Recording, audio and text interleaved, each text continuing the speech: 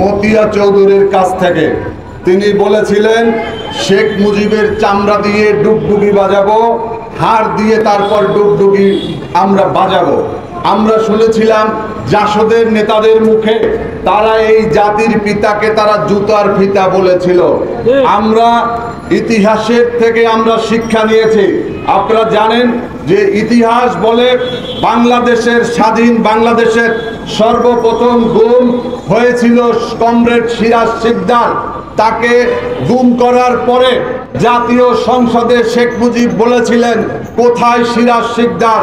বাংলাদেশের চলচ্চিত্রকার জহির রায়হানকে গুম করেছিল আওয়ামী লীগ এবং শেখ মুজিব। বাংলাদেশের দুর্ভিক্ষ প্রবর্তন হয়েছিল শেখ মুজিবের আমলে। বাংলাদেশ থেকে সমস্ত রাজনৈতিক দলকে নিষিদ্ধ করা হয়েছিল।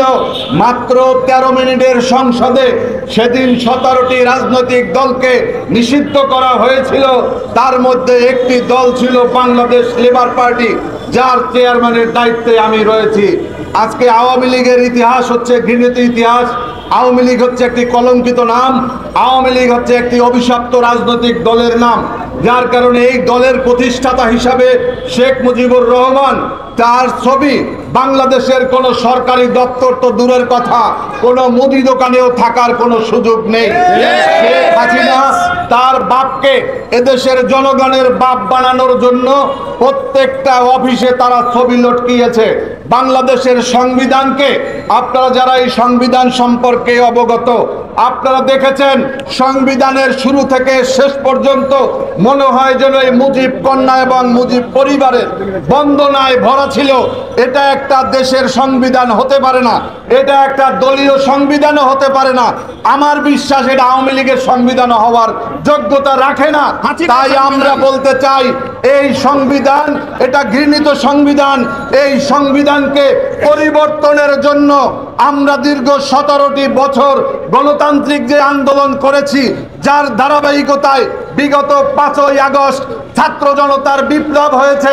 এই বিপ্লবের দাবি, আজকে দেওয়াল লিখনের দাবি হচ্ছে এই সংবিধান পরিবর্তন করে জনগণের সংবিধান বাস্তবায়ন করতে হবে। বন্ধুরা, আজকে আমরা আমাদের এখান থেকে একটা 24 ঘন্টার আলটিমেটাম দেওয়া হয়েছে। শুধুমাত্র আলটিমেটাম দিয়েই কিন্তু শেষ করলে হবে না, প্রত্যেকটা অফিসে অফিসে অভিযান চালাতে হবে।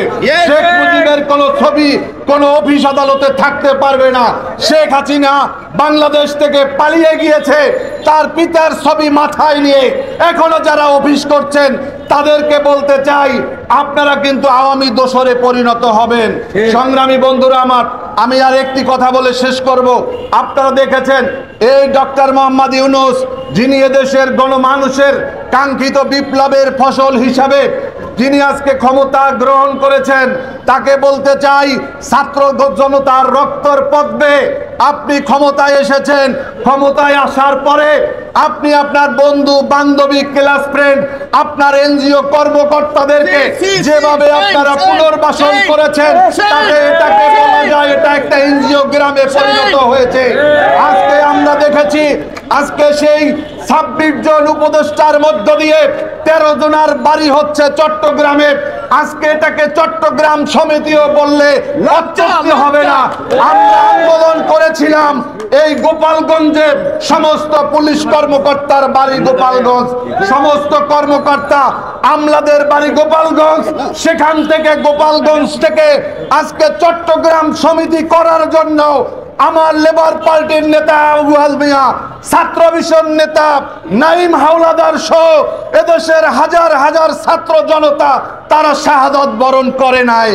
আজকে এখন পর্যন্ত 3 মাসে আপনাদের সফলতা আমাদের চোখে পড়ে না। তবে একটা সফলতার জন্য আপনাদেরকে ধন্যবাদ না দিলে অকৃতজ্ঞ হয়ে থাকবো।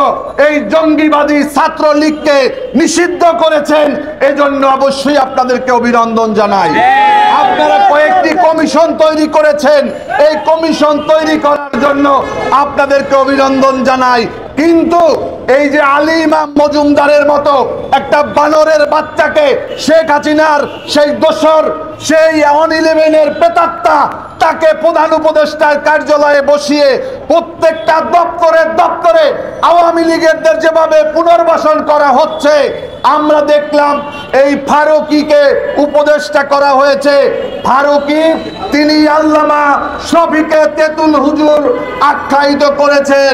তিনি বাংলাদেশে তার অবদান কি আমরা জানি না। তিনি তার স্ত্রী শেখ মুজিবের স্ত্রীর চরিত্রে অভিনয় করেছেন। কতটা আওয়ামী লীগের দোসর হলে এই জায়গায় চান্স পাওয়া যায়।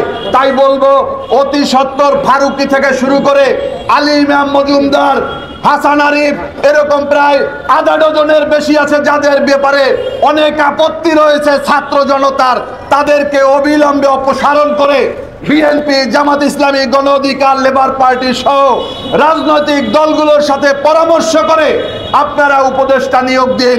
আপনারা তো অন্তর্বর্তীকালীন সরকার, আপনারা যা শুরু করেছেন তাতে মনে হয় যেন আপনারা যুগ যুগান্তর ক্ষমতায় থাকবেন মনে হচ্ছে।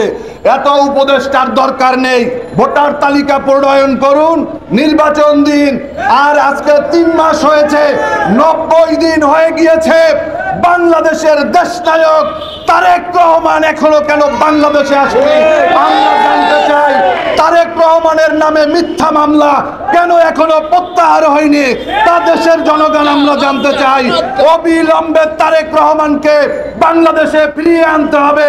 আন্দোলন সংগ্রামের 17 বছরে যত মিথ্যা মামলা হয়েছে, যত গায়েবী মামলা হয়েছে, সমস্ত মামলা উদ্যোগ করতে হবে। আমাদের এখনো আদালতে গিয়ে হাজিরা দিতে মন চাচ্ছে না। আমরা চাই না বিপ্লব করার পরেও আদালতের বারান্দায় বারান্দায় ঘুরে বেড়াবো। আপনাদের সবাইকে ধন্যবাদ। বাংলাদেশ জিন্দাবাদ।